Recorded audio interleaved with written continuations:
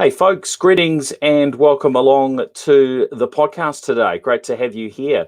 Now, we've got two fantastic guests joining us for the live stream and for the audio podcast. I'd like to welcome along both of our guests, Philip Carden and Mike Carden. How are you doing there, Philip? Start with you. Doing very well, Paul. Sitting here at home, getting used to it. How are you coping? Really well. So I've got a couple of younger kids, both going to school. So they have been experiencing virtual schooling for the first week last week, and starting to get used to that. And it's going well. It has its ups and downs. Yeah. And Mike, how are you doing? Oh, I'm doing great. I've got teenagers, so I just let them fight amongst themselves. You don't have too many problems with them trying to steal all the bandwidth at home. Yeah, it's funny, isn't it? Like I one of the kind of unsung stories of this whole crisis in New Zealand has just been how well the telco networks have stood up. It's quite amazing to me, like shifting everyone to work from home and everyone to schooling from home and so on. And we haven't really had it. Yeah, you might expect it kind of almost to collapse around your ears, wouldn't you? But it's just without a beat generally. Yeah, I think it's going pretty well. There are challenges as we've moved from work offices where we're usually all well connected up with very robust connections and move to maybe random parts of a house where Wi-Fi can be variable and so on. But we work through those things, and hopefully we won't have too many technical challenges today. Well, let's jump in. Philip, maybe we can start with you. Today we really want to talk about the startup that you and Mike have found about Joyous, but I'm keen to hear a little bit to set the scene about your background and looking through the things that you've done in the past. You've had a really quite a varied career. You spent a decade at Alcatel-Lucent, and I was just fascinated about your different roles as Vice President of Strategy and Innovation. Then you were the Chief Technology Officer and the Chief Marketing Officer for Asia Pacific, which is probably quite an unusual combo. And the Senior Vice President at Global Head of Consulting Services, and that was just your time at Alcatel-Lucent. Maybe you can just run us through a little bit about that journey that's got you through to co-founding Joyous. Yeah, so I think that thing of kind of like a combination of sort of sales and marketing and technology is kind of there all the way through. From the time that I spent 6 years in New York running a consulting practice there back in the 90s, focused on security and telecommunications. The time in Paris and Shanghai with Alcatel-Lucent got really interesting towards the end because like Alcatel-Lucent's now part of Nokia, but back then there was about 80,000 staff in the organization and half of those were billable. So they spread across 3 divisions. I ran one of those, and so as a business group, we had like 40,000 professionals, serious professionals, in 110 countries, and so that idea of kind of like not having any idea of like what people, what is the employee experience, and not having any levers to pull. So I sort of have the practical experience of that. But that said, I mean, I guess I'm kind of more known as the technology side of this founding partnership. Yeah, interesting. And what were the biggest takeaways of having a team? Effectively, you've got tens of thousands of people spread around the world. What were if you had to pick a couple of learnings from that have put you in good stead with what you're doing now? What would have been some of those takeaways? Well, I mean, the thing I think is interesting, right, is that there's no feedback loop, right, and none of the sort of traditional sort of 1970s approaches to feedback of kind of like anonymous surveys and that kind of thing actually help at all, because they're sort of very measurement focused, and they never actually provide any sort of context to the data, and they're very slow, right? So that whole thing of like, how can you just like build a culture into an organization where feedback is a live thing that leads to action? You can kind of, it's not about like executives understanding what's going on and initiating big change programs. It's how do you sort of drive that feedback culture right out into the organization. And that's where we sort of got to with Joyous as one of the core ideas, is that like people are just not quite taking the right approach to a really important area, which is getting feedback from staff and doing something about it, and making that kind of just like a natural part of how you do business every day. And so, Joyous is all about kind of encouraging conversation. It's not just about measurement. It's about like every interaction being an opportunity for small incremental improvements, because we encourage conversation around these important topics. It's not about, change having to be something that gets structured somewhere sort of way up in some ivory tower or whatever. It's like distributing the insights all the way through the organization and letting people sort of react straight away. Great. Yeah. Well, I think, your practical experiences there, obviously, very, very helpful in helping you design and build Joyous. Mike, tell us a little bit about your background. I think in New Zealand, you've had a fair bit of coverage over the success with Sonar 6. Tell us a little bit about that journey that sort of brought you to this point. Yeah, look, it's funny, isn't it? Like we started Sonar 6, which was a human resources, software as a service business in 2006, right? Which is the very beginning of software as a service. In fact, I don't think we realised we were software as a service for a while. I do, in fact, remember going to a kind of a Sandhill Road VC meeting, and somewhere during the pitch, one of the partners said, "Oh, so you're a SaaS business?" And I was like, yes. Later, looking it up on my phone in the car and discovering, in fact, we were a SaaS business. That business was doing performance reviews, and it was I guess one of those scenarios where it was a market opportunity, wasn't it? We figured out there was a billion people in the world who kind of had an annual performance review, and most of them were dissatisfied, and we sort of said, hey, if we can put that online and charge people, $30 a year for that, then there's a $30 billion total available market, and that's kind of where we started.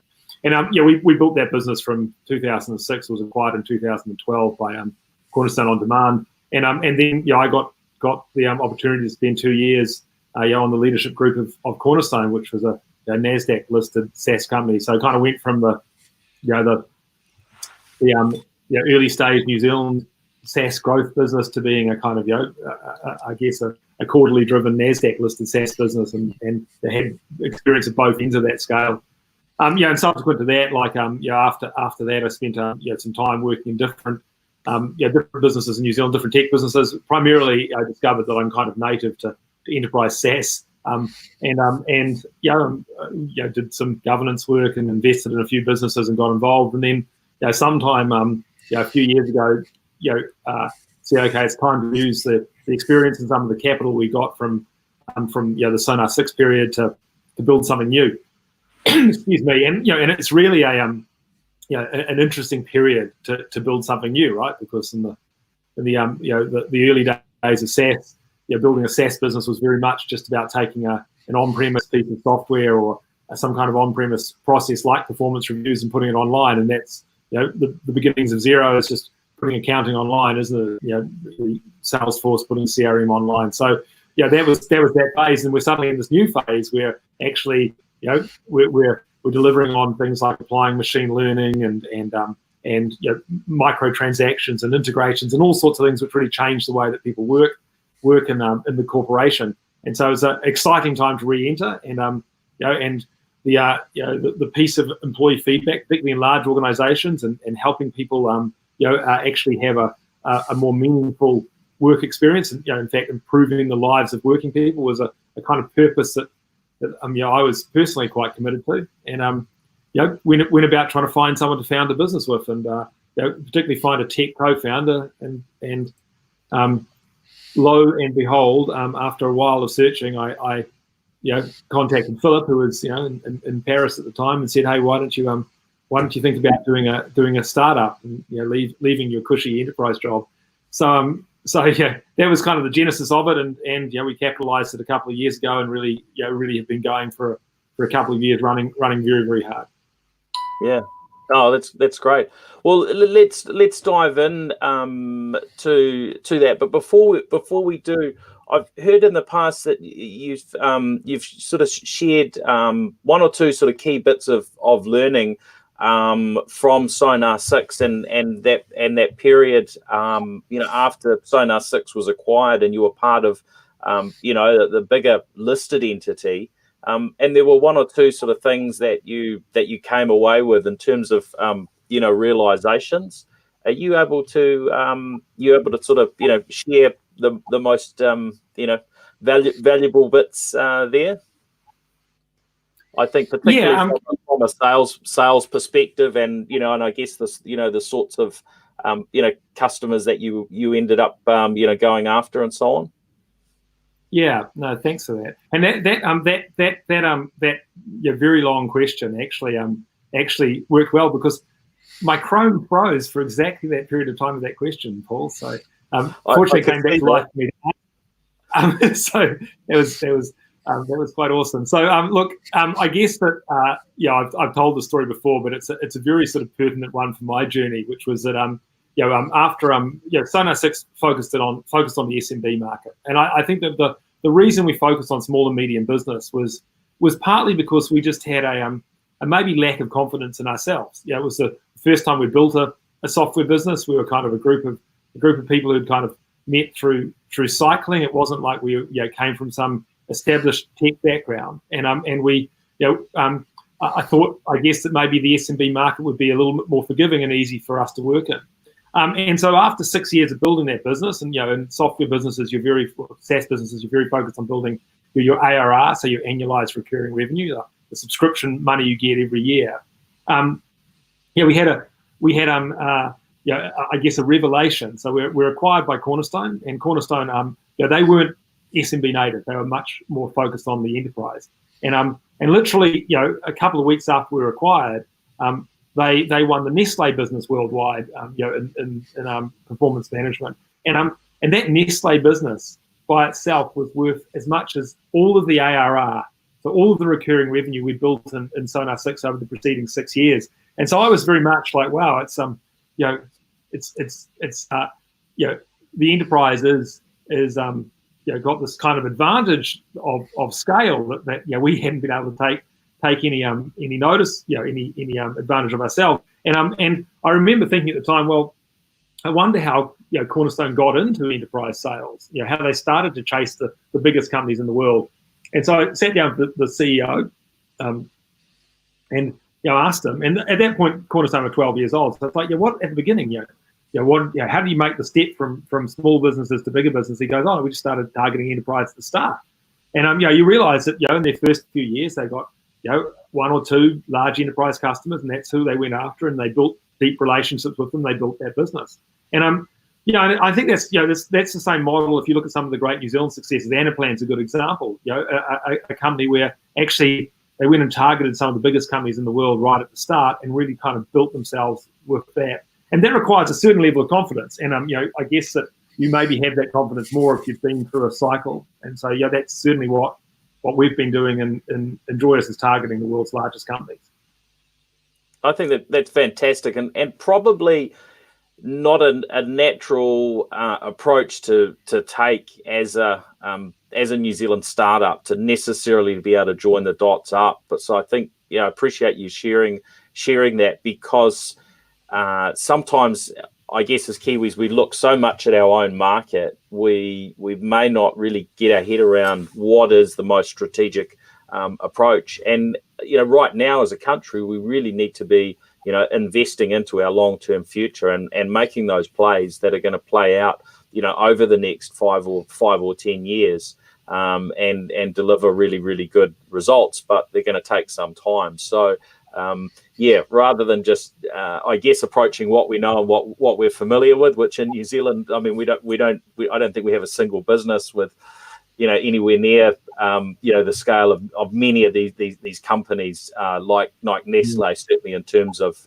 New Zealand headquartered businesses. So that's a great story. Thank you. Now, who wants to sort of share? And I'm really interested in you've both got talking about doing a startup together, but how did you actually nail the idea for Joyous and decide to get rolling? How did that actually come about? I don't think that we started off with an exact idea of what we were going to do. We started off with the idea that we were going to do something, first of all, that we're going to build an iconic New Zealand tech business. That was one of the things. And the second thing, more importantly, was that we were going to be doing something that's like part of the solution rather than part of the problem, right? Because based on sort of where both of us have got to, why would you do anything else, right? And if you look at what are the great unsolved problems of the world, well, there's plenty of people working on many of them, but one of them, people spend an awful lot of time at work, and around about half the world's population works, and so if you can make life at work better for people, you make a significant difference to the world, and so that kind of fit it with that aspiration, and at the same time, it's a space where there's nothing particularly interesting that's happened for a long time, right? So I sort of referred to this sort of 1970s approach to feedback. So obviously it's kind of, the industry has modernized a little bit. They've taken sort of that 1970s philosophy and kind of put it online, and sometimes they do surveys a bit more often, but that's kind of the extent of the evolution, right? And so it's just none of that stuff is lined up with where the world's at, right? We have, half the world's working population is just completely used to the idea of associating their names with comments and all other facets of their life. And as soon as you sort of break that model and say, feedback itself should be open, you just open this really interesting space where suddenly people leaders can take action as a result of that feedback straight away. People feel in these large enterprises, people do these annual employment surveys, or maybe even kind of more frequent anonymous surveys, and nothing ever seems to happen as a result. It's almost like a joke. If you were to go out there into enterprise land and say to people, nothing ever happens as a result of annual surveys, everybody agrees with you, and that's just how much of an opportunity there is in this space to kind of do stuff differently. And so, at the same time, you've got senior executives, chief executives that are wanting to build a transparent culture or an inclusive culture or more of a trust-based culture. And if you think about that stuff, transparent culture and anonymous feedback, it just doesn't compute at all. It's what's the world been thinking about in this space for the last 30 years? So, we just saw this really exciting opportunity to do some good in the world, and in a space that's sort of pretty much wide open. That's great. Yeah, and it really is a case of if you want to impact the most important thing first, you just want to give workers a voice, right? And working people need to have a voice that's heard and understood and responded to, and that's actually how you start fixing work. Now, how did you get actually off the ground and get started? Philip, I think you mentioned to me that you started doing the coding yourself. Tell me about those beginning days, with getting an initial offering that you could show off. Yeah, so Mike and I both write code, and we both did write code together. And in fact, I think it's just like a philosophy that we have, right? That as we grow the business, we get involved in every part of it so that we understand that part of the business. And clearly, in in this kind of business, one of the most important things is engineering. It makes sense to start there, and that also has the advantage that you can actually build something. So we took it through to a prototype that was implemented in a New Zealand corporate, and that whole process of kind of building the software over about a 12-month period when we would still sort of say that we were in kind of like project stealth mode, if you want. Just a really, really sort of fascinating time in terms of with new ideas, because you don't start off with understanding exactly which are the pieces that are going to like kind of revolutionize the approach in a particular market. And so that was really interesting, and also gives you a good understanding of kind of like what you're trying to build in terms of an engineering team. So when it came to the point where we got a lot of outside investor interest, we were entirely ready to go out and sort of start building a world-class engineering team and attracting the kind of people that that you need to do that. Partly because we'd spent quite a bit of time kind of understanding what it was that we were looking to build. Right. Yeah. I mean, certainly pretty helpful having a local customer that you're able to able to work with, but also being in the position. I'm picking where you could afford to self-fund for for that initial year or so until you went looking for further parties to invest. How did you sort of transition from that initial sort of building that initial version or concept and starting to try that out into actually bringing investors on? Yeah, look, I guess that that sort of period of iteration, we were kind of working out what we're doing, and we're trying to understand the architecture and understand exactly what the product offering looks like, and get a bit of kind of enterprise customer feedback on that. Is really where you start to kind of hone your pitch. And so I think that we made a deliberate decision to do a kind of angel or pre-seed round and involve some institutional investors in that, right, and get venture-driven investment at that point. And that was quite deliberate. It was a very deliberate step that we thought that what we will do is once we sort of commercialize this, we'll do it on the back of sort of pre-seed angel investment. Pre-seed venture investment. And the reason for that was that sort of long term we had a view that we will, eventually, although we could have self-funded that first round, ultimately you want to have large investors on board who are capable of meeting the investment requirements of the business if it's successful and it's growing the way you want.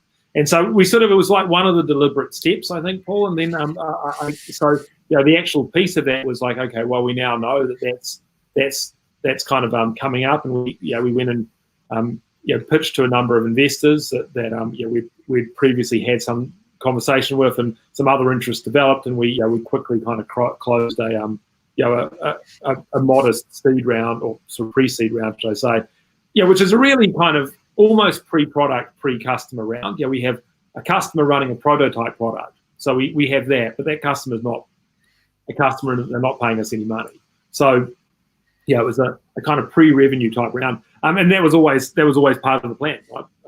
The good news is that you can get those rounds away in New Zealand these days, and so, or New Zealand and Australia, and so we brought on board Airtree Ventures in Australia, and Tahua Fund in New Zealand, or part of Icehouse Ventures in New Zealand. So able to do that round in a very kind of contained geography. Yeah, that's certainly very helpful. I'm sure it made a big difference that you came to the table with a lot of experience and expertise that you both brought. Did it still take what sort of time frame did it take you to go through and get that funding? Because I know it can be incredibly distracting. It becomes quite a key part of what you have to do often in a startup. Yeah. It's is raising funds. And for a lot of folks, the funds don't come in when they need them or want them, and they're having to lay off and dump members of their team depending on where they are in that journey. And the disruption, as we've heard on some of the other podcasts, can be pretty extreme. I'm picking in your case, probably a little bit easier than some of those scenarios because of the proof of past things and the experience that both of you had. Building an organization like Joyous is kind of a journey that starts a long time back in your career, isn't it? So I guess that the experience that Philip had in his enterprise roles, and certainly the work that I'd done with others in building Sonar 6 and building that through funding and through acquisition, is really the stuff that lands you here. And likewise, even within our team, our senior people, their time at Spark or at Vista or at other places has really kind of brought them to this position. And so I guess that this iteration was certainly a lot easier from a capital raising perspective than the Sonar 6 iteration, partly because the marketplace is different. It's certainly much more institutional capital or capital generally available in 2018 when we were doing that round than there was in 2006 when we were funding Sonar 6. That said, pitching a business, you've got to do a good job of it. We took a serious tilt at it, and we had an objective to get what we considered to be the most appropriate and best VC on our register, which was Airtree, and so we targeted them, and we obviously targeted others, and Airtree were the one we chose. And I think that whole process was only a matter of weeks long. It certainly wasn't that much longer. But let's not ignore the fact there was a preceding kind of I guess 12-year period where we had been involved in lots of other SaaS businesses and talked to lots of other ventures and so on. And the reality of it is that it certainly seems maybe easier for us to raise capital, but capital investment is a risk return game, right? And so if you've got, I guess, founders with some track record, then you've got a lower risk, and that makes you more appealing. And it's that simple. Yeah, agreed. Now, I'm keen to hear, obviously, in the current time we're in, where there's a lot of distress and pressure on businesses. Staff are dealing with all sorts of challenges. I think in your case, you've gone from working in an Auckland office to everyone being operating from their home locations, and this sort of thing is going on everywhere, of course, around the world. What are your learnings in terms of actually how do you create that environment when you are spread out? You don't have control over things in the normal manner. How do you create the environment, the culture, to really have everybody working well together and being happy? Yeah, so it's kind of just the little things that make all the difference, I think. So like we have a very unique culture. It's a strong culture. You kind of expect that we focus on culture because we're kind of in the business of employee experience. But part of culture is that you have rituals, you have things that you do, right? And so like there's the obvious things like daily stand-ups and retrospectives and stuff like that, and they just sort of like naturally move online.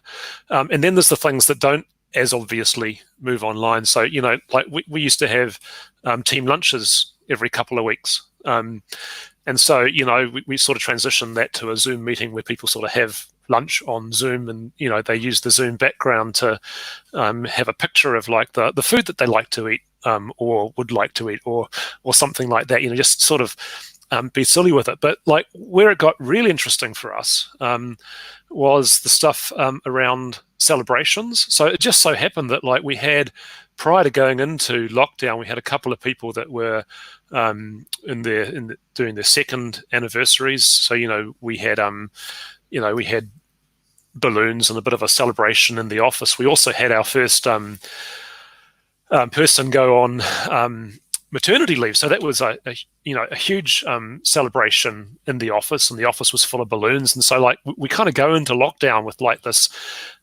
thing going on around celebrations. But like just shortly after lockdown, we had another 3 people with like anniversaries. And so it's like, so how do you make that special online? And so like for the first one, we developed this thing. Like we discovered sometime last year that like that none of us mind drawing. We're all bad at it, but we'd kind of like gone through this sort of thing where we had drawn pictures of each other.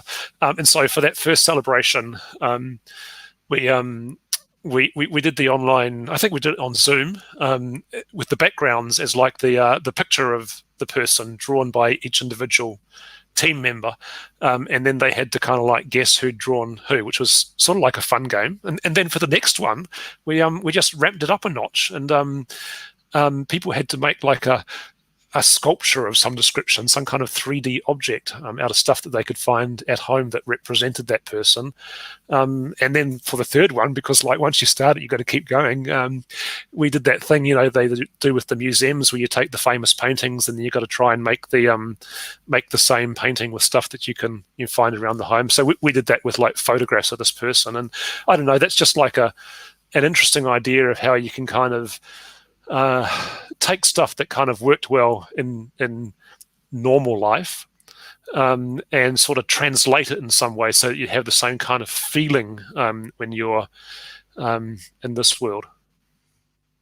What we're noticing most, and we notice this in our clients too, Paul, is that companies that have a strong culture to start with are able to transition fairly naturally to letting that culture express itself in a distributed environment like this. Now it's sometimes a thing where you have to be quite explicit and work hard on it. But if you have a kind of tepid or weak company culture to start with, very, very hard to build company culture in this environment. So it's really from our perspective, we're saying, okay, let's see how we take the things which are good about our culture and make sure that they exist and continue to work in a work from home and distributed environment. But we're starting from the point of having a strong culture. Yeah, we certainly do see the challenge in some of our large clients, and some of them are getting very, very active and working out how they maintain culture in in this kind of environment. And what I can say from my sort of early observations is that in our client base where people are very, very focused on it, and that's the lines of that why they're, I guess, Joyous clients, they're managing to maintain that culture, even though they've got a mix of essential workers, work from home, all those sorts of things. Whereas I certainly see the experience in some large corporations where it's very, you can sort of see even a month in the culture is starting to drift because they just don't, they maybe didn't have a very explicit culture to start with. One of the things that is interesting though with the situation we're in, right, is that like nothing is what it was before. So people have got very much used to the idea of change. It's a really interesting, if you're looking for kind of like a silver lining around culture, the fact that there is kind of like an expectation that stuff will just be different at the moment kind of introduces this opportunity to do stuff differently. So, being much more sort of transparent or oriented towards, trust building in the culture, that's a big step for some sorts of organizations to take. But I've definitely had a few conversations recently where people have recognized that like that sort of like expectation of a change at the moment is like an opportunity to introduce change. It's quite interesting, I think. Yeah, that's a great observation, and certainly I've seen it with my team that we're in the process of, I guess bringing through some key changes. So when we come out, that we're in the absolutely best position that we can be in, and I think there's really an opportunity to build a lot of unity, with a team.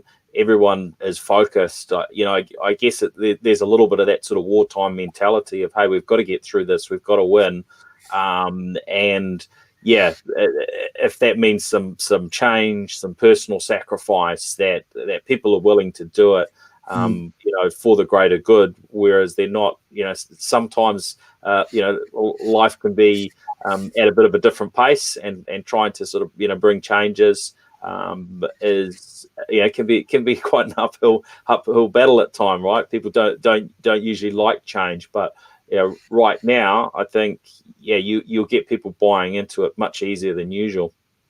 What is there's a meme going around that says, who is driving digital transformation in your business? And it's like, is it the CTO, is it the CEO, or is it COVID-19?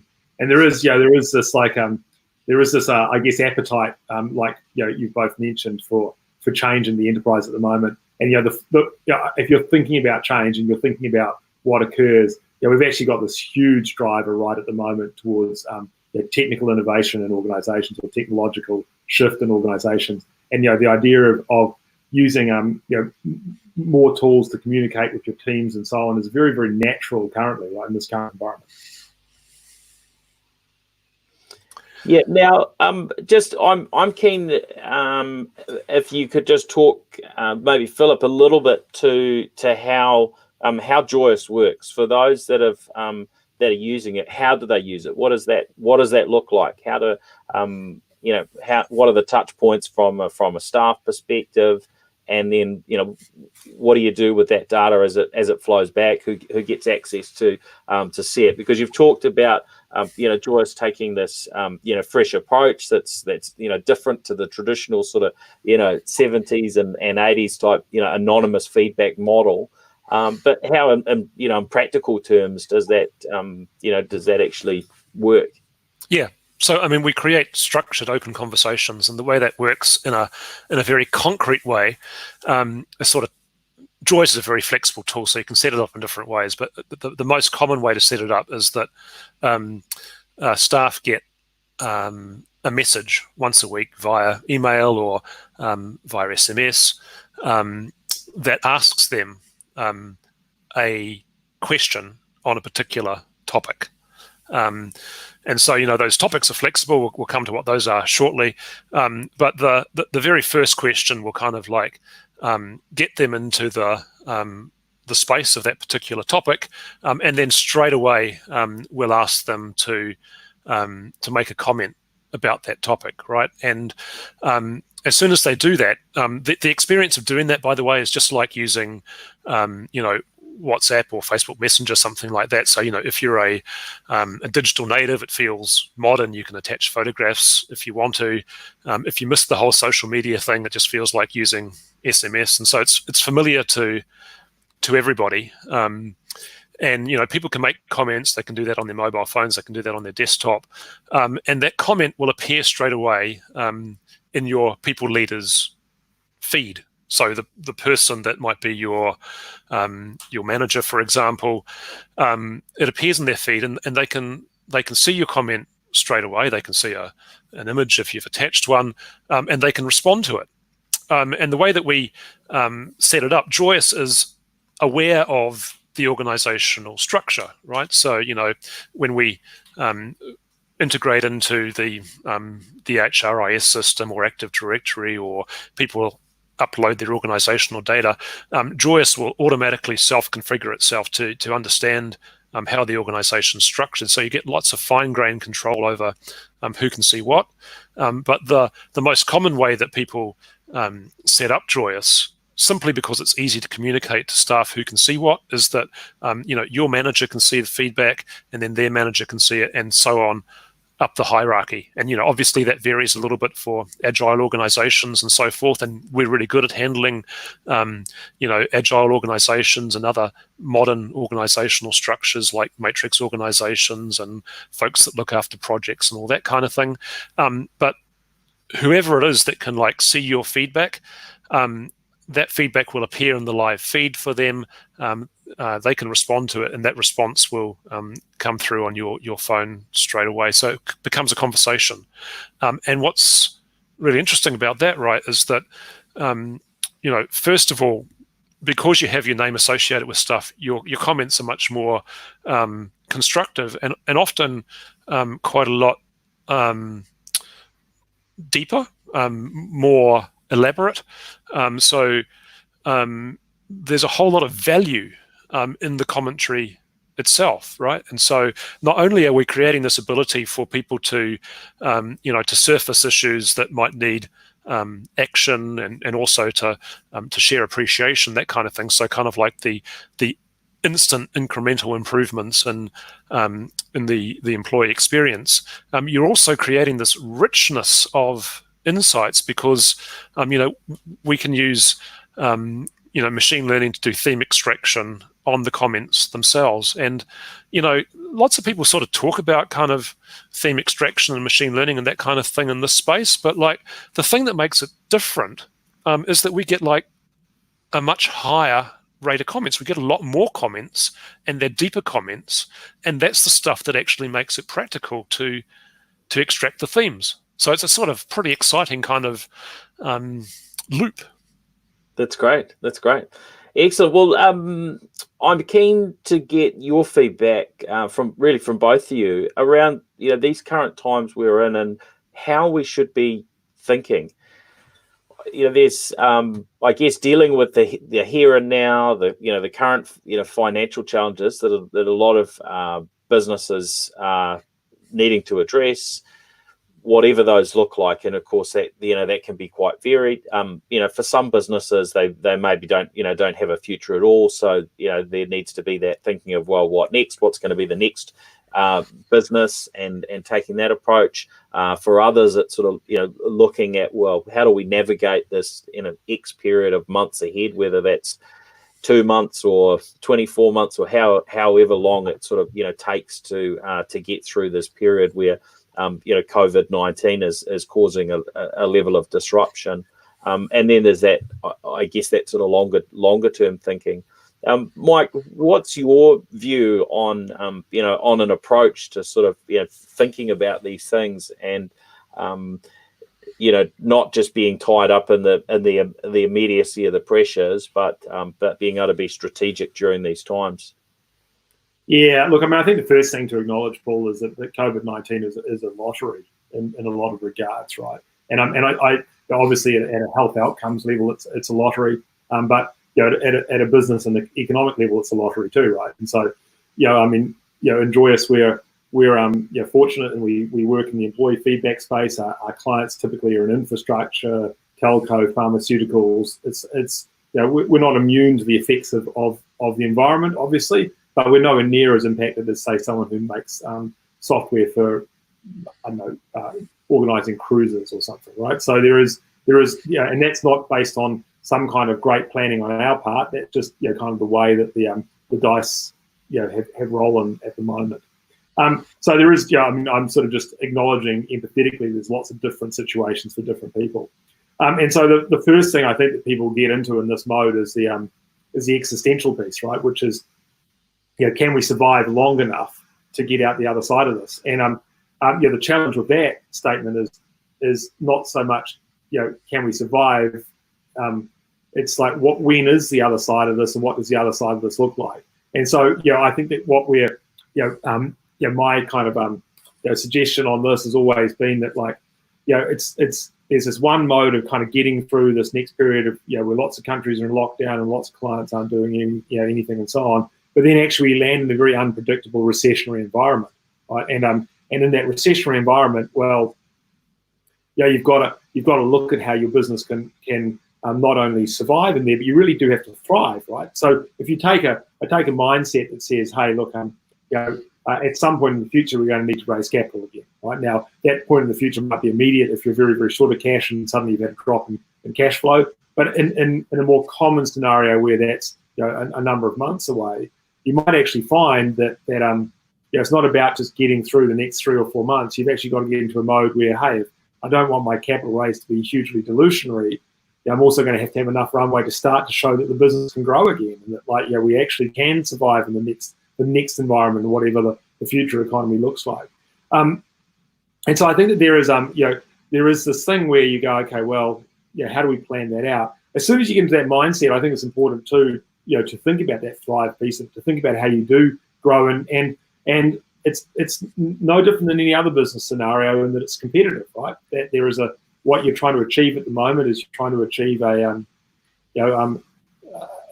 you're trying to take advantage of the opportunities that are in the market. So at the simplest level, if you're in a business like ours, it's quite hard to close deals currently, just because large enterprises, it's not that they don't have a requirement for what we're doing, but they've been very distracted over the last little while with other things. They have all sorts of pressure on their top line, probably if they're a universal type business, and so that will slow the sales process.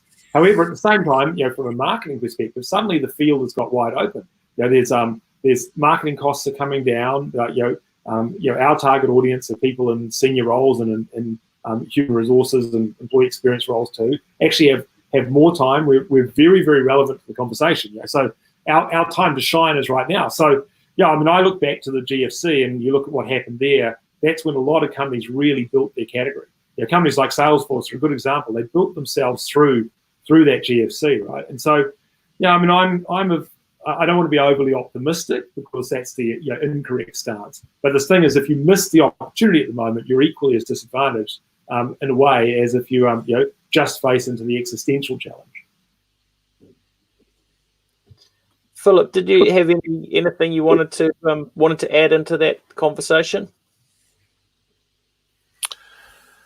I think that sort of characterization that I think when we went into this, our sort of initial strategic analysis was that we were going to face sales and efficiency and marketing efficiency, right? So marketing costs would go down, and sales efficiency would go down also because sales cycles would get longer.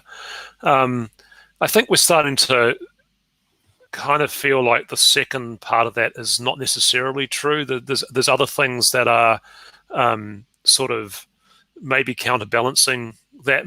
It's potentially just for our kind of business, right? But I think that whole thing around kind of openness to change is an effect that I hadn't really anticipated, but that seems to becoming quite real. We definitely see deal flow as a result of that we wouldn't otherwise have seen. Now it's too early to say whether that turns into to sales efficiency, but that is sort of an interesting observation. Yeah, thanks. And what sort of sales cycle do you have as a business? Because you are, your deals tend to be fairly big. I'm presuming going after such large entities, and so that tends to mean it's quite a long cycle. I think that our cycles are varied as you would expect, right? And look, our deal size is large. It's like 6 or 7 figure deals, right? So what we typically find is that things either go to an RFP or they go to a pilot. If they go to an RFP, typically might take a few months to get to the RFP, and then a few months afterwards. Pilot typically takes a little bit longer, but they're not. The thing for us is that given that we often replace existing kind of annual survey processes or something, there's typically some kind of cadence that they're already used to. So in the enterprise, sales cycles can be brutal, but we're not seeing that at all. Yeah. Right at the moment, we're seeing some deals happen very, very quickly, Paul. Yeah. Well, I imagine some businesses recognize the advantage of getting on board with what Joyous is able to provide in terms of that immediacy of feedback, and even just checking in on people's health and well-being when they're not in one place, and how else can you do that without generating a whole lot of new work if you've got a tool that makes that very easy and collates the feedback and creates those conversation loops. Then, but it seems a pretty natural thing for people to be wanting to get in place right now, which is great. Yeah, and important to remember too, right? It's not a case of everybody working from home. There's still all the folks that are involved in essential services, and essential services is not all just sort of like people working in hospitals and that kind of thing. It's folks like going into people's homes to fix their broadband connections. It's a good example, right? Those people obviously, in different parts of the world have some pretty real concerns about how their work life has changed. And then you have the people that simply can't work, at the moment doing the job that they usually do because there's just no way of doing it. And so what we find with sort of like enterprise scale employers is that they have all three of those categories typically within the organization. And so it becomes really interesting. And what we're finding is that the flexibility to sort of tailor the topics to individual organizations is actually much more important during this time than is maybe normally the case, right? So, we do lots and lots of work on the science side of Joyous, right? So structuring the question, making sure that we're asking the right questions in areas like, fairness and inclusion and well-being and engagement and cultural environment and all that sort of stuff. And quite often you can use a question set from one organization to the next.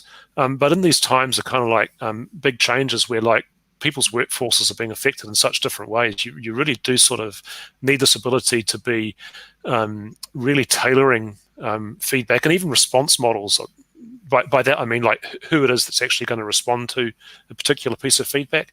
That sort of flexibility has become really important. And so fortunately, it's something that we're kind of designed to do. We always set out to, be the feedback solution that would work for all employees, right? So part of kind of like our idea of inclusiveness is including everybody in the conversation. So, it doesn't matter whether you're in head office behind a desk or out in a truck or up a tower or whatever. The idea is to make everybody's voice an equal part of that conversation. And I think in this peculiar situation that we're in at the moment, that's even more important. Yeah, agreed. Now, I mean, we're sort of ducking and diving a little bit, but I'm curious about the growth of Joyous. How's that looked? What did you plan out in advance, and how well have you stuck to those sort of estimates? Because of course, now's a time where things are pretty unknown. I mean, it sounds like now's a time where a lot of businesses could be and are paying attention to what you're doing. Obviously, that's going to vary a lot for businesses. Some are going to be really flatlining or otherwise at this time. But how's that journey been since? When was it that you started with your first paying customer?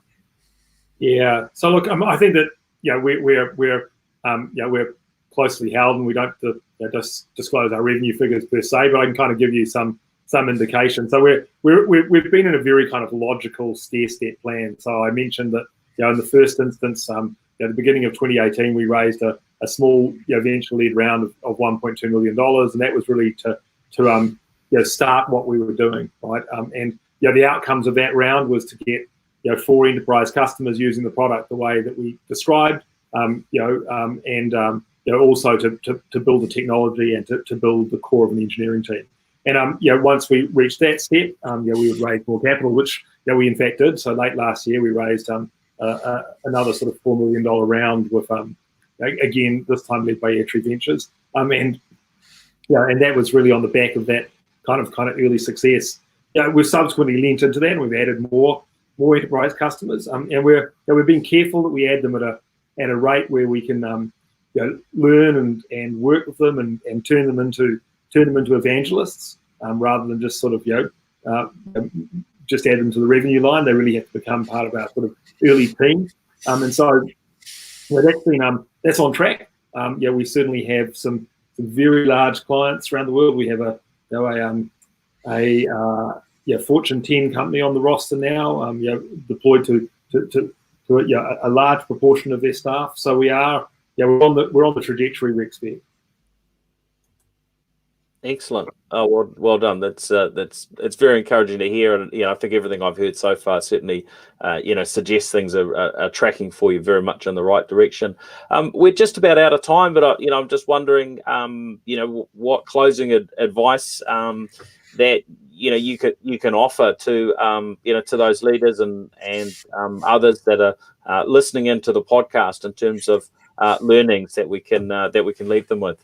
Maybe start with you, Mike. Yeah, look, I mean, I guess my kind of consistent place I've landed is that